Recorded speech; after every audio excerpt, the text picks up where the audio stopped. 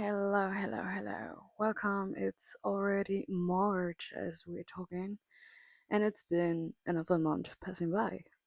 So yeah, here we are talking about what I read past month in February. So a lot of reading wrap up, which is not a big one because I finished a graphic novel series and finished two novels and just a trilogy of a graphic novel series. And yeah, so that is that. And then we are also just going to talk about a little bit of what I'm anticipating of reading this month, which is gonna be a short list because I'm gonna be busy. Aside of work, I am going to be at a book fair this month, and I'm very excited. I might do some recording. I hope I get to do that and not forget to record it, even though that wouldn't be too bad because it's just enjoying the moment. And yeah, I'm I'm looking forward to actually going with my two best friends and possibly another person, depending if she is um upward. I hope she's upward. Anyways, let's get going to the wrap up part. So the novel I finished was the book which I think I started the year with, A Language of Dragons. I finally finished that in the early days of February, and it's such a beautiful novel. I must say, I think this is gonna be one of the books I'm going to emboss because I really want to keep it. It has this. It fueled my love for languages, and it also kind of gave me this little bit of. Mm, it stilled my hunger a little bit, the way the Hunger Game films did, because we have rebellions. Of course, they are teenagers. We face a world where the government is not what it is supposed to be. One of the best, and I think that is one of the most memorable quotes I have from here is, people shouldn't fear their prime minister. The prime minister should fear their people. Uh, Simply because there's one thing. If you a polit- politic figure standing in the spot to be the voice of everybody, you have a duty to do. And one of the things you learn about Vivian Meyer or Wyvern Meyer is that she is not the best politician. You learn that early on. You will also learn that this woman is very, very. She thinks things through, but at the same time, it's not always in the not always with the best intention for what the people want. So there are also a lot of egotistical motives behind her actions, or sometimes I thought maybe she's trying to do the right thing but is always doing the wrong thing. And you also see our main character Vivian learning to stand up for herself, that I know she did things because she tried to survive, but that there's always a chance to take a step into a different direction, that you can change your fate, that you believe is destined to be the way it is. Your life isn't. Your life will change drastically even if you don't expect it. Absolutely love this one. I'm currently still reading the second one, and I'm going to talk about it in a little bit later. So, and now we come to the trilogy, which I finished, which is the Tea Dragon Society, which is a graphic novel series by Kay O'Neill. And I can tell you, officially seen, that is part 1, that is part 2, and that is part 3. What I noticed a little too late, and that is something which bothers me a bit because I was like waiting to finish it. Hypothetically speaking, I always had book 1 and book 3. I could have already read that to have it like as a finished series, because the first and the second book are like chained together from the events and characters. This is a companion novel. I learned that pretty later on, and to me it makes more sense if you read the second one after you read the third one, because the characters introduced in the third one, that is their backstory. But nonetheless, it is such a beautiful series. It is beautifully illustrated, and it's giving you the cozy feelings.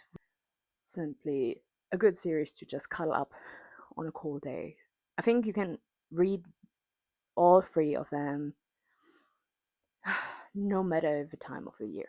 For me, it was just a nice way to wrap February up, because February was quite a month of its own, and March is currently looking a little bit the same way, and I'm just hoping for April to, yeah, that after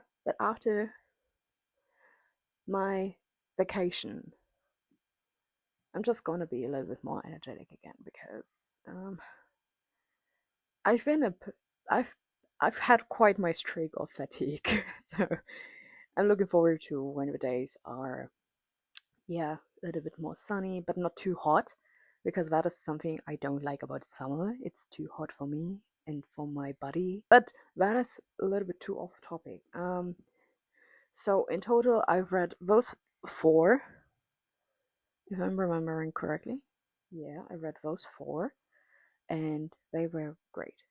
Oh, what I also forgot to mention, I've finished listening to The Witch Collector, and damn, that is such an epic start into a series, and I'm really considering getting the books in a physical form for my own library, because I'm really looking forward to how it continues from there on.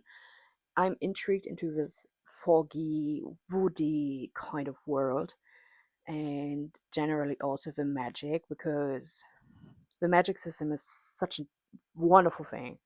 I love um, exploring magic systems in fantasy novels a lot, and that is just one of those peak moments when I'm just like, ooh, yes.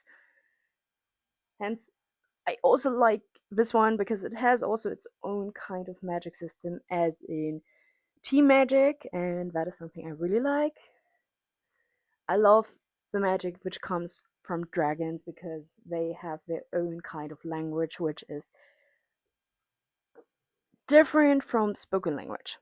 So, yeah, definitely looking forward to that.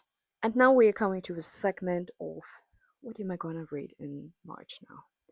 So, first of all, I'm planning on finishing finally a War of Wyverns, because I'm in the middle of it, and yeah, I'm still looking forward to finishing it, and then I have to wait until the end of the year for the third part to finish this series.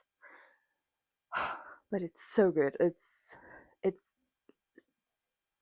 connecting the dots from where we stopped in A Language of Dragons, but you have a little bit of a time gap between, because you still get a little bit of, okay, time passed, this is what happened. So it's sort very very short um wrap up of the events. You're still kind of tossed into the world again, but you have this a little time skip between the events from what happened in the first book and to the now. So yes, I'm really looking forward to what the third book is going to look like, but first I have to finish this one. Thing else, I promised myself to finally read, because either this month or the next month, there's going to be the next installment out, is finally reading the second volume and the third volume of Pandora Hearts. Both are the Pearl editions from Carlsen Manga Verlag, the Carlsen Manga publisher here in Germany. And